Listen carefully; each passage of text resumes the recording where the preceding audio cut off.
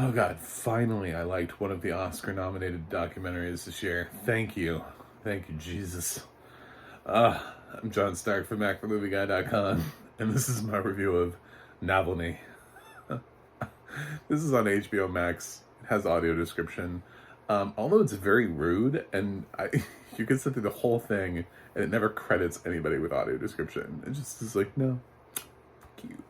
That's like, okay, we're not giving anybody a shout out for audience, not a company, nothing.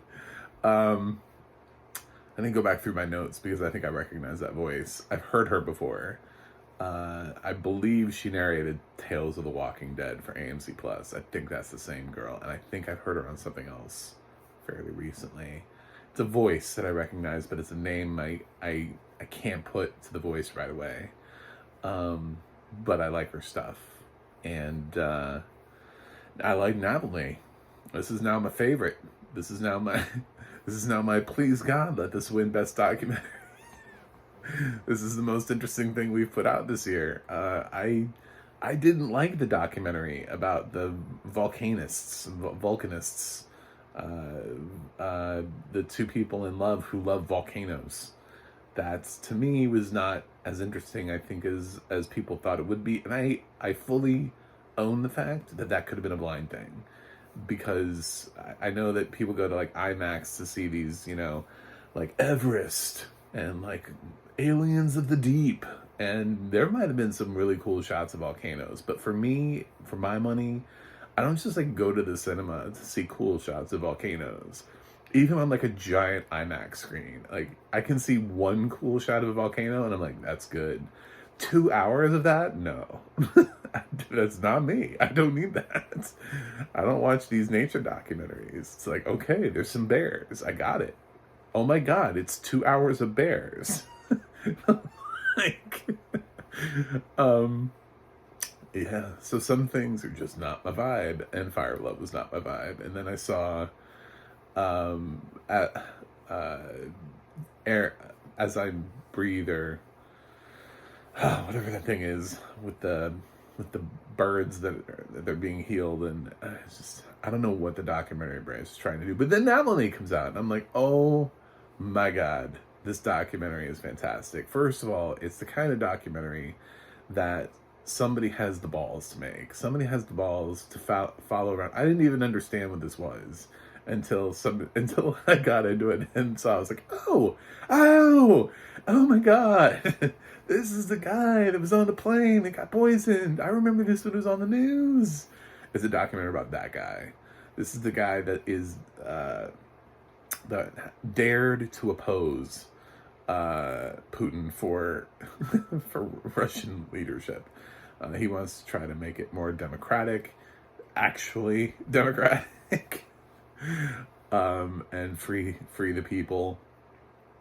And Alexei Navalny is the featured person in the documentary, and this starts from a point, and we kind of follow him around, and he's like a little bit of a rock star. I mean, actually, I'm kind of surprised considering what we think of Russians and how we think they all just follow lockstep, and they're all just like, Putin, we love Putin.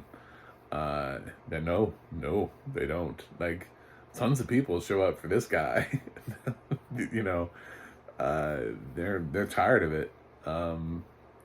So interestingly, and I feel like this was all done before the war in Ukraine, because it doesn't really address the war in Ukraine. This is not like a Ukraine war movie.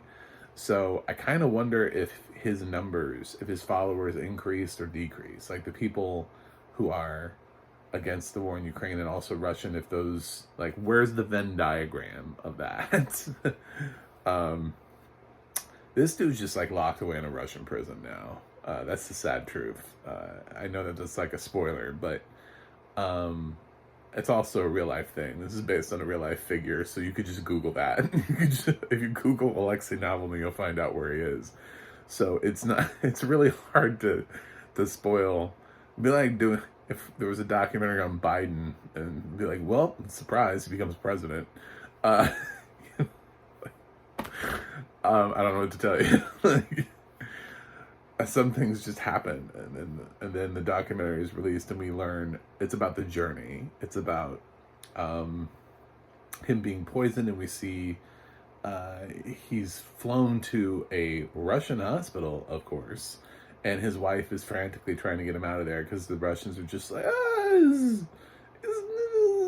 no poison. Yeah, what are you talking about? There's no poison, no poison. And she's like, fuck that, we're getting up out of here. Give me my husband. And they're like, you don't have a COVID mask. You need COVID mask before. I love that part. I love the Russians being concerned about COVID. That was my favorite part of the film. Is to show just how close. Remember the people like who wouldn't wear their masks properly, and like everyone was like, what? And like we use the term chin diaper a lot because they wear it down around their chin. There's some cop in Russia who's doing the same thing, and he's like, I'm wearing a mask. It's like, no, you're not. But he like chastises her because she's not wearing a mask because she's hurrying and rushing to try to get her poisoned husband. Yeah, this gets a lot of great footage. This was really interesting. I was really intrigued. I was all up in this. This is the kind of documentary I love to watch, and it's not because it like shares my political values. It's because it's legitimately interesting. It reminded me of The Cove, right? And how The Cove felt like it was like almost like an espionage thriller, and that you could actually see that they were trying to investigate this thing, right? They were trying to get this footage, and it felt like it was like Jason Bourne. This kind of feels like that too, in a way, because they're trying to escape being poisoned and not being killed, and trying to figure out who did it, and there's this whole other story going on there, and it's really interesting. And I would really hope that this wins Best Documentary of the Year. This would be my pick if I was voting for the documentary branch. I haven't seen the other two. I still need to see A House Made of Splinters, which I actually really want to see, but it just got distribution. And All the Beauty and the Bloodshed. But Navalny is like far and away. Please watch this. This is so interesting, and it doesn't shy away from anything. It actually made me. He gave a very rational answer to a very tough question, which I was like, that's a great question, and they comment on how in his group how he's got like Nazi supporters. And he's like, and the reporter's like, how can you stand with these people and not denounce them? And he's like, I'm fighting for a true democracy in Russia in which all voices are heard. I can't very well, I can't turn around and say, I only want the voices I want to be heard. I only want these voices. So he's sort of like, he doesn't necessarily agree with them, but his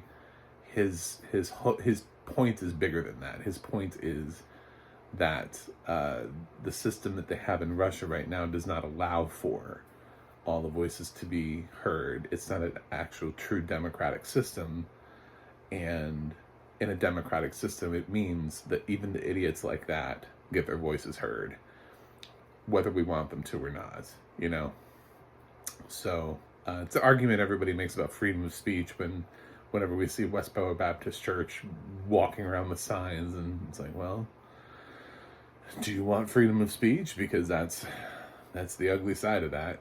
So, he does have a point with, so it's the uncomfortable truth behind his thing is all of the different things he has to sacrifice, including himself, basically. I mean, he's putting himself out there every day as a target.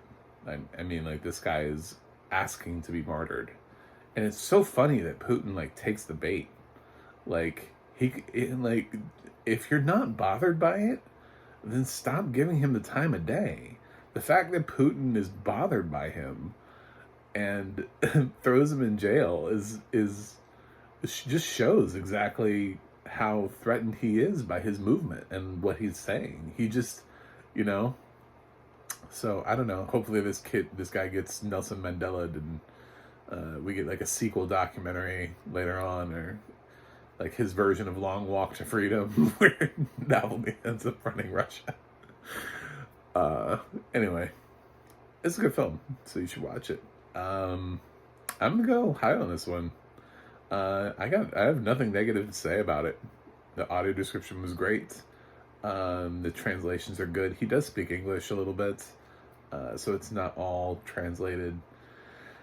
But I'm giving it an A. It's also not the only documentary I've given this year an A. So in the grand scheme of things, I don't know if this is my top documentary, but this has very much entered the race of the couple of documentaries that I gave A's to. We had a couple of great documentaries, and the documentary branch just really just ignored them. So yeah, Navalny, watch it. Anyway, thanks for being here. Thanks for watching. Thanks for subscribing. Please continue to subscribe so I can continue to talk to you about films and films that have audio description and all that good stuff. The only one that's talking about audio description, I think, on YouTube on an active basis. So, I also have a website, MacMovieGuy.com. You can follow me on Twitter or Instagram at MacMovieGuy. You can go to the audio description project, adp.acb.org. It'll let you know what has audio description, where you can watch it. And you can go to the ADNA.org. That's the ADNA.org. It'll let you know who's narrating your favorite films and television series. That's it for me on this. And, man, I'm glad I watched that. So I watched something else and let you guys know. And I will see you on the other side.